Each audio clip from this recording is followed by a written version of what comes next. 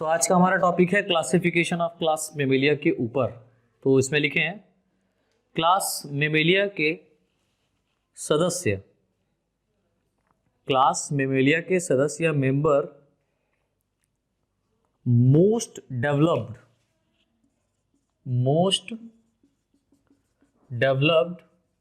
व modern type के माने जाते हैं। मोस्ट डेवलप व मॉडर्न टाइप के माने जाते हैं, जिसमें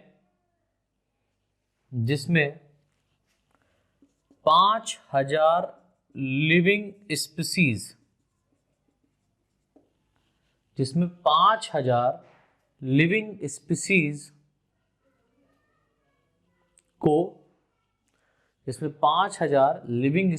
को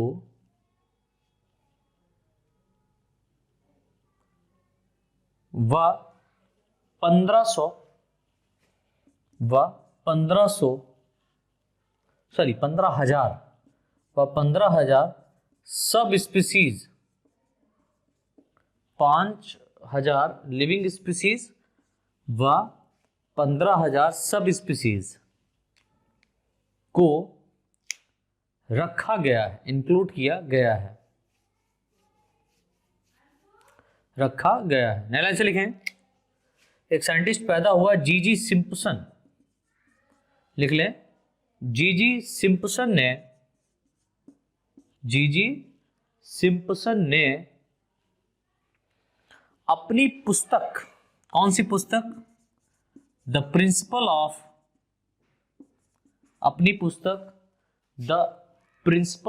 क्लासिफिकेशन,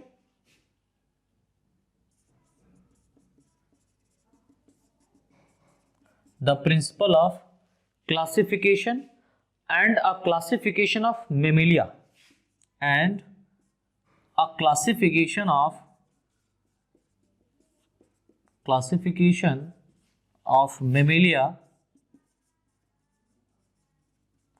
मतलब क्लासिफिकेशन के प्रिंसिपल्स क्या है और क्लासिफिकेशन जो दिया गया वो मेमेलिया का किसने दिया? जीजी सिम्पसन ने, और इन्हीं के क्लासिफिकेशन को मान्यता भी दी जाती है।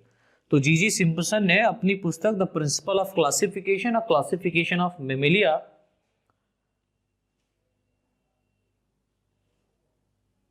में मैमल्स के बारे में 18 लिविंग, बहुत इंपॉर्टेंट है, मैमल्स के बारे में 18 लिविंग तथा 18th लिविंग तथा 14th एक्सटिंक्ट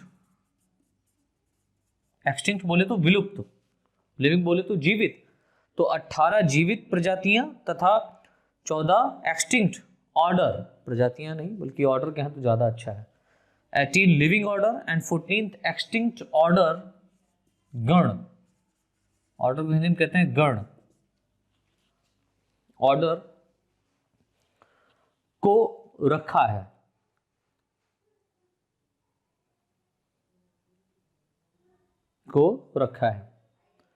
नलन से लिखे हैं, किन्होंने जीजी सिम्पसन ने, इन्होंने अपनी पुस्तक में क्लास मेमेलिया को 2 सब क्लासेस, इंपॉर्टेंट है, क्लास मेमेलिया को 2 सब क्लासेस में डिवाइड किया। इन्होंने अपनी बुक में क्लास मेमेलिया को 2 सब क्लासेस में डिवाइड किया, जिन्हें क्रमशः number 1 Prototheria,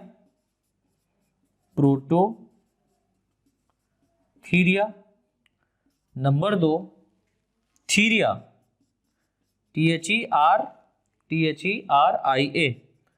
Theria, number 1 Prototheria, number 2 Theria कहते हैं। तो पूरे क्लासिफिकेशन में हम लोग जो क्लास मेमेलिया पढ़ रहे हैं, ठीक है, इस क्लास मेमेलिया के सदस्यों को स्पेशली दो सब क्लासेस में डिवाइड किया गया, जिसमें पहला है सब क्लास प्रोटोथीरिया और दूसरा है सब क्लास थीरिया। ये इंपॉर्टेंट है, तो पहला हेडिंग डाल दीजिए सब क्लास प्रोटोथीरिया। हम लोग तो हमारी जो पहली यहाँ पर सब क्लास पड़ेगी वो कौन सी है, सब क्लास प्रोटोथीरिया।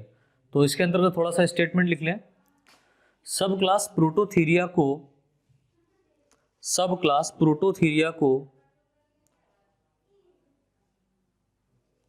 मोनोट्रेमिस, सब क्लास प्रोटोथीरिया को मोनोट्रेमीज, सब क्लास प्रोटोथीरिया को मोनोट्रेमीज भी कहा जाता है,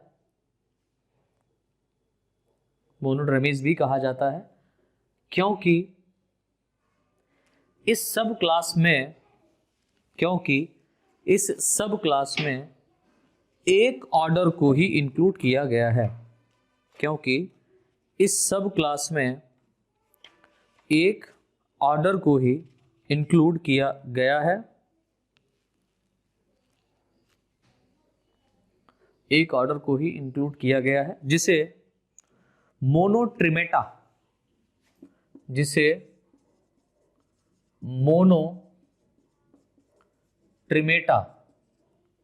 कहते हैं। ठीक है, तो सबसे पहली बात तो आपको याद रखनी है कि सब क्लास प्रोटोथीरिया में सिर्फ और सिर्फ ओनली वन एक ऑर्डर को यहां पर इंक्लूड किया गया है। उस ऑर्डर को हम लोग बोलते हैं मोनोट्रिमेटा, और मोनोट्रिमेटा के कारण सब क्लास प्रोटोथीरिया को मोनोट्रिमीज भी कहा जाता है। ठीक है, पहले से लिख लें, इन सदस्यों को, किनको, प्रोटोथीरिया को, ये इंपॉर्टेंट पॉइंट्स हैं, इन सदस्यों को रेप्टाइल्स व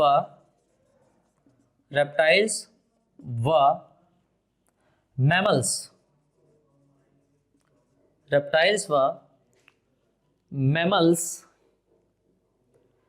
के बीच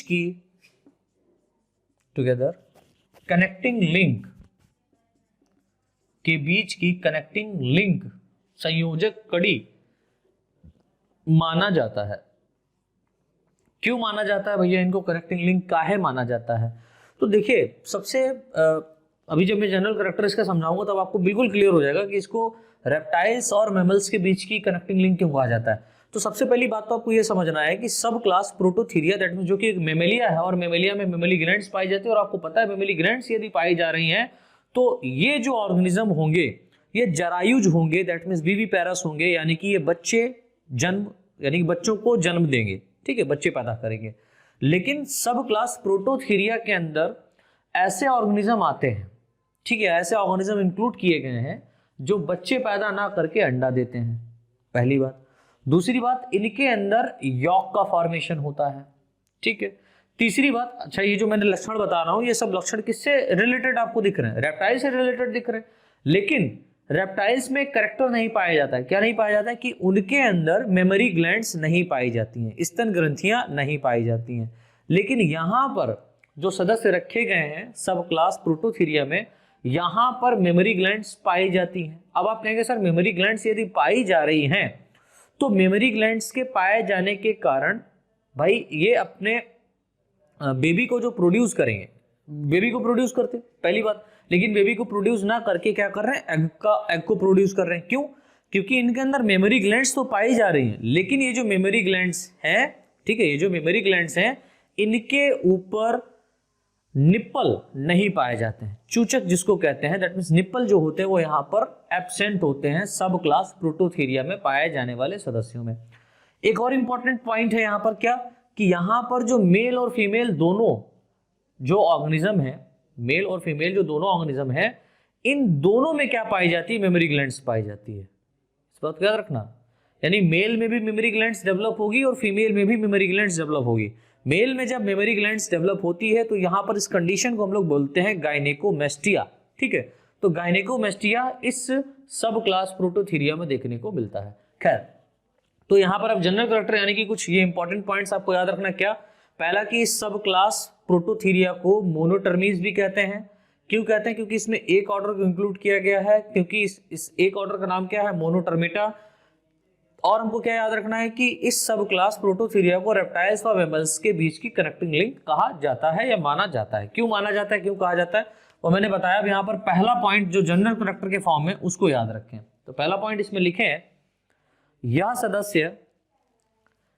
सदस्य प्रिमिटिव, दैट मीन्स मैमल्स में भी प्रिमिटिव, यह सदस्य प्रिमिटिव व ओवीपैरस दैट मीन्स अंडज, ओवीपैरस अंडा देने वाले, ठीक है। यह सदस्य प्रिमिटिव व ओवीपैरस मैमल्स होते हैं, ओवीपैरस मैमल्स होते हैं। सेकेंड पॉइंट लिखें, इन सदस्यों में मेमोरी ग्लैंड्स पाई जाती हैं, इन सदस्यों में मेमोरी ग्लैंड्स पाई जाती हैं, लेकिन इनकी मेमोरी ग्लैंड्स पर निप्पल एब्सेंट होते हैं, लेकिन इनकी मेमोरी ग्लैंड्स पर निप्पल एब्सेंट होते हैं। अगला पॉइंट लिखें थर्ड, जो बहुत इंपॉर्टेंट है, इसी को याद रखिएगा, मतलब याद रखने योग्य पॉइंट है ये। थर्ड पॉइंट लिखें, इन सदस्यों में मेमोरी ग्लैंड्स, इन सदस्यों में मेमोरी ग्लैंड्स मेल व फीमेल, इन सदस्यों में मेमोरी ग्लैंड्स मेल व फीमेल दोनों सदस्यों में या दोनों में फंक्शनल होती है, दोनों में कार्यरत होती है। फीमेल दोनों में फंक्शनल होती है, कार्यरत होती है, जिस कारण इस अवस्था को, यानी कि जो स्टेज यहां पर देखने को मिल रही, जिस कारण इस अवस्था को गाइनेकोमैस्टिया, जिस कारण इस अवस्था को गाइनेकोमैस्टिया, GYNACOMASTIA, गाइनेकोमैस्टिया कहते हैं। जिस कारण इस अवस्था को क्या कहते हैं बेटा, गाइनेकोमैस्टिया कहते हैं। अगला पॉइंट लिखे हैं, इन सदस्यों में क्लोएका दैट मीन्स अवस्कर, बहुत इंपॉर्टेंट है। अवस्कर कहां देखने को मिलता था, अवस्कर देखने को मिलता था रेप्टाइल्स में, इवन एवीज में भी हमने लोगों ने अवस्कर देखा, लेकिन मेमलिया में अवस्कर देखना नहीं चाहिए। क्यों, क्योंकि ये हाई डेवलप्ड है। लेकिन अगर हम लोग सब क्लास प्रोटोथीरिया प्रिमिटिव ऑर्गेनिज्म की बात करें तो इनमें अवस्कर पाया जाता है। कहने का अर्थ, अवस्कर कहने का अर्थ क्या होता है कि इनमें जेनाइटल पोर, ठीक है, और यूरिनरी पोर, या हम कह सकते हैं एक्सटर्नल पोर, ये दोनों एक ही पोर के थ्रू बॉडी के बाहर खुलते हैं, ठीक है। तो क्लोएका पाया जाता है, क्लोएका पाया जाता है। अगला पॉइंट लिख ले, इन सदस्यों के मेल में, यानी कि जो यहां पर सदस्य पाए जा रहे हैं उनके मेल की अगर हम लोग बात करें, इन सदस्यों के मेल में टेस्टिस दैट मीन्स वृषण, इसको हिंदी में कहते हैं टेस्टिस, इन सदस्यों के मेल में टेस्टिस दैट मीन्स वृषण एब्डोमेन रीजन में ही, ये पॉइंट इंपॉर्टेंट है, यानी कि जो टेस्टिस होते हैं, इन सदस्यों में जो टेस्टिस होते हैं वो एब्डोमेन रीजन में ही पाए जाते हैं। मतलब आपको पता है कि जो मैमल्स होते हैं, इनमें मैमल्स में क्या होता है कि जो टेस्टिस होता है वो एब्डोमेन के बाहर, एब्डोमेन कहने मतलब ये उदर भाग, बॉडी के बाहर होते हैं। लेकिन इन प्रोटोथीरिया के अंदर क्या होता है, जो टेस्टिस होते हैं वो बॉडी के अंदर ही होते हैं, एब्डोमिनल रीजन में। तो इन सदस्यों में टेस्टिस एब्डोमेन रीजन में ही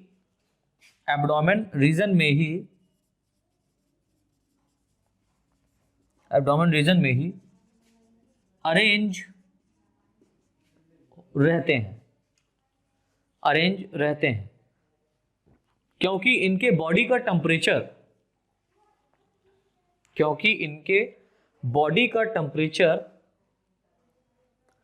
25 से 28 डिग्री सेल्सियस, फ़ारेनहाइट की मैं बात नहीं कर रहा, मैं सेल्सियस की बात कर रहा, तो 25 से 28 डिग्री सेल्सियस तक होता है। ठीक है, तो इस बात को याद रखिएगा, 25 से 28 डिग्री सेल्सियस। और आपको पता है हमारे जो बॉडी का टेम्परेचर है वो 37 के आसपास रहता है, 37 डिग्री सेल्सियस। अगर फ़ारेनहाइट में आप कन्वर्ट करें तो वही 98 डिग्री फ़ारेनहाइट आपका पहुंचेगा जाकर के बॉडी का टेम्परेचर, जो कि सुइटेबल कंडीशन नहीं है। किसके लिए नहीं है? स्पर्मेटोजेनेसिस के लिए। ठीक है, तो स्पर्मेटोजेनेसिस की जो प्रक्रिया होती है वो 25 से 28 डिग्री सेल्सियस में हो जाती है। ठीक है, 25 से 28 डिग्री सेल्सियस के लिए स्पर्मेटोजेनेसिस की प्रक्रिया सुइटेबल कंडीशन में होती है। ठीक है, तो हमारे बॉडी का जो टेम्परेचर है वो बढ़ गया, जिस कारण क्या हुआ, नेचुरली क्या हुआ कि जो टेस्टिस हैं वो बॉडी के बाहर, एब्डोमिनल कैविटी के बाहर, थाई के बीच में, स्क्रोटम के अंदर क्या है, स्थित हैं। ठीक है, तो अलग अलग हम ये कह सकते हैं कंडीशन में, टेम्परेचर में इनका अलग अलग फंक्शन होता है। तो वो ह्यूमन फिजियोलॉजी में आप लोगों ने पढ़ा होगा। फिलहाल अगला पॉइंट लिखें इसमें, अगला पॉइंट लिख लीजिए, यह सदस्य आंशिक समतापी। ओहो, आंशिक समतापी कहने का मतलब पार्शियली होमियोथर्मल। यह सदस्य पार्शियली होमियोथर्मल, आंशिक समतापी होते हैं। आंशिक समतापी कहने का मतलब ये कंप्लीटली होमियोथर्मल नहीं होते हैं, लेकिन आंशिक रूप से होमियोथर्मल होते हैं, यानी कि इनके बॉडी का जो टेम्परेचर है वो आउटर एटमॉस्फेयर के अकॉर्डिंग चेंज नहीं होता है, लेकिन ये आंशिक है, पार्शियली है, तो चेंज हो भी सकता है और नहीं भी हो सकता है, दोनों बात यहां पर है। अगला पॉइंट लिख लें, इन सदस्यों में ear pinna, that means external ear pinna absent होता है। यानी कि क्लास मेमिलिया की बात करें तो इनमें एक स्पेसिफिक करैक्टर होता है। क्या स्पेसिफिक करैक्टर है? कि इनके अंदर एक्सटर्नल ईयर में एक्सटर्नल पिन्ना, ये जो पोर्शन बोला था इसको पिन्ना कहते हैं, ये पाया जाता है। लेकिन हम लोग सब क्लास प्रोटोथीरिया, क्लास मेमिलिया की सब क्लास प्रोटोथीरिया की बात करें तो इनमें एक्सटर्नल ईयर या ईयर पिन्ना नहीं पाया जाता है, कर्ण पल्लव अनुपस्थित होता है, इस बात को याद रखिएगा। अगला पॉइंट लिख लें, इन सदस्यों के स्कल में, ये भी इंपॉर्टेंट है, इन सदस्यों के स्कल में कार्पस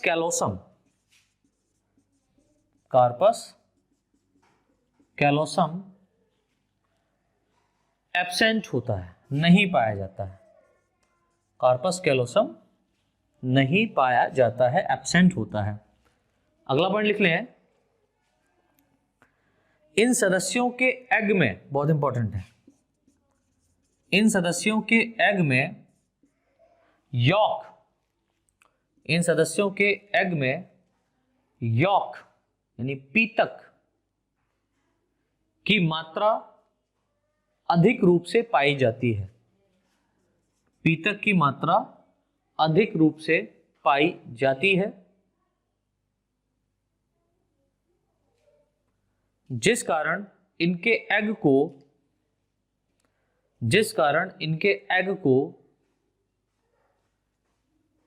मैक्रोलेसिथल एग,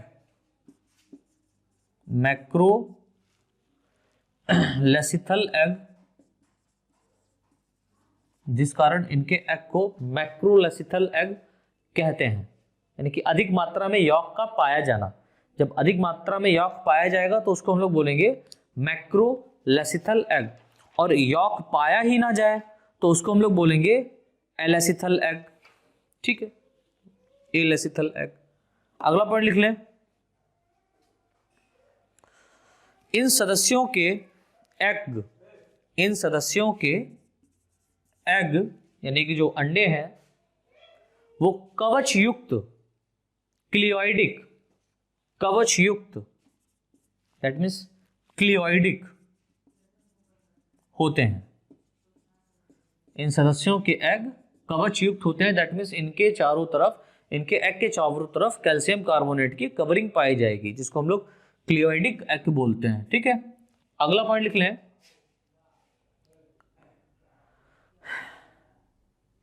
या क्लेडॉइक भी इसको पढ़ते हैं, क्लेडॉइक एग, क्लियोडिक या क्लेडॉइक, क्लियोडाइक, क्लेडॉइक पढ़ो या क्लियोडाइक एग पढ़ो।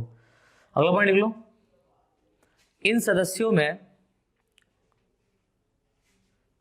टूथलेस, इन सदस्यों में टूथलेस यानी कि दंत विहीन, दंत विहीन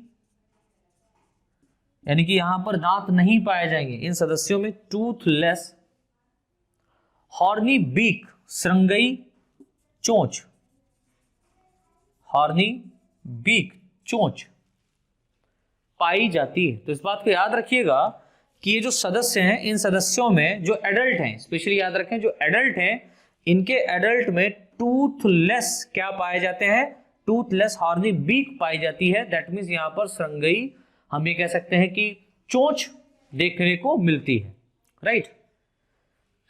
एक और पॉइंट लिख लो, इसी से रिलेटेड है। इन सदस्यों के चाइल्डहुड में, चाइल्डहुड में टीथ पाए जाते हैं। इन सदस्यों के चाइल्डहुड में टीथ पाए जाते हैं, चाइल्डहुड में टीथ पाए जाते हैं। अर्थात, ये काफी इंपॉर्टेंट है, अर्थात इन सदस्यों में एक बार ही दांत आते हैं, अर्थात इन सदस्यों में एक बार ही दांत आते हैं। यानी कि जो दांत आएंगे वो कहां आएंगे, चाइल्डहुड में आएंगे। बच्चों में इनके दांत होते हैं, लेकिन जैसे ये एडल्ट में चेंज होता है दांत टूट जाते हैं, क्योंकि दूध के दांत जो होते हैं वो टूट जाते हैं। आपको पता है दांत दो प्रकार के, तीन प्रकार के हो सकते हैं, राइट। तो यहां पर चाइल्डहुड में जो टीथ है वो प्रेजेंट होते हैं, लेकिन मतलब दो प्रकार के ही होते हैं प्रेजेंस एंड एब्सेंस के कारण, मोनोफाइडोंट और डाइफाइडोंट। तो मोनोफाइडोंट में कहने का अर्थ तो ये होता है कि यहाँ पर दांत एक बार ही जीवन में निकलेंगे, और डाइफाइडोंट कहने का मतलब होता है दांत जो है पूरे जीवन में दो बार निकलते हैं, ठीक है, तीसरा नहीं है। तो चाइल्डहुड जो होता है उसमें टीथ पाए जाते हैं और एडल्ट में टीथ नहीं होते, जिस कारण ये कैसे होते हैं, मोनोफाइडोंट होते हैं। तो क्या लिखा, सदस्यों में एक बार ही, अर्थात इन सदस्यों में एक बार ही दांत आते हैं, जिस कारण इन्हें मोनोफाइडोंट कहते हैं, मोनोफाइडोंट कहते हैं। अगला पॉइंट लिख लें, तो आगे लिखें, पॉइंट नहीं बल्कि एक लाइन छोड़ करके नई लाइन से लिख लीजिए, इतने पॉइंट पर्याप्त हैं। आगे लिखें, यह सदस्य मुख्य रूप से यानी कि जो क्लास, सब क्लास प्रोटोथीरिया में पाए जाने वाले सदस्य हैं, ये मेनली कहाँ पाए जाते हैं, तो यह सदस्य मुख्य रूप से ऑस्ट्रेलिया,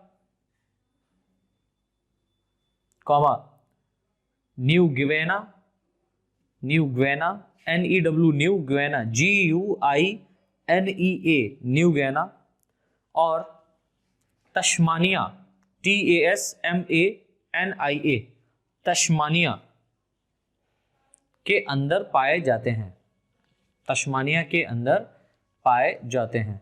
अब यहां पर बात आ रही है कि इसके एग्जाम्पल की, तो एग्जाम्पल थोड़ा सा देख लेते हैं, इंपॉर्टेंट है।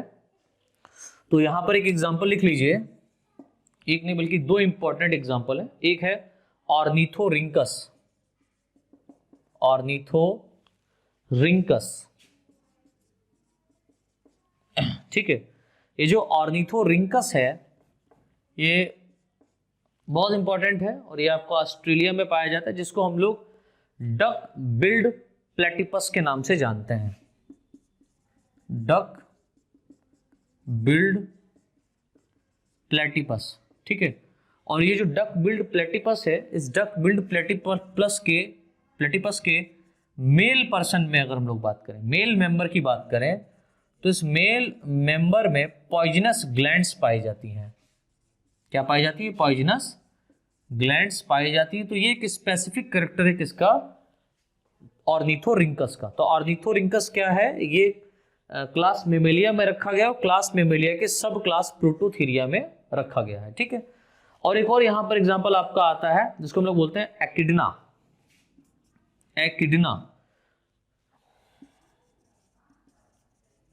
ECHIDINA, एकिडना, या इसको हम लोग बोलते हैं टैकीग्लॉसस, एकिडना या टैकीग्लॉसस, राइट, ये दूसरा ऑर्गेनिज्म है। इसको हम लोग स्पाइनी एंट ईटर के नाम से जानते हैं। ये एंट को चींटीखोर है, स्पेशली ये चींटियों को खाता है, तो इसको बोलते हैं स्पाइनी, आपने देखा होगा, स्पाइनी एंट ईटर, चींटीखोर है ये, स्पाइनी एंट ईटर।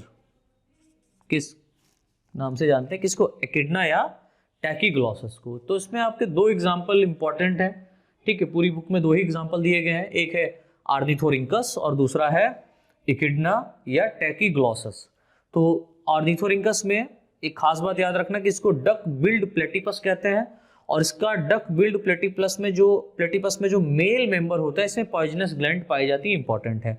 फिर एकिडना या टैकीग्लॉसस को हम लोग स्पाइनी एंट ईटर के नाम से जानते हैं, ये इसका खास बात है। तो इस तरीके से बेटा ये हमारा सब क्लास प्रोटोथीरिया कंप्लीट होता है। देन इसके बाद में सेकंड हमारी जो सब क्लास है वो है थीरिया, इसको हम लोग पढ़ेंगे कल, वही अपने पुराने समय में, जो आपका मॉर्निंग टाइम है 10 बजे।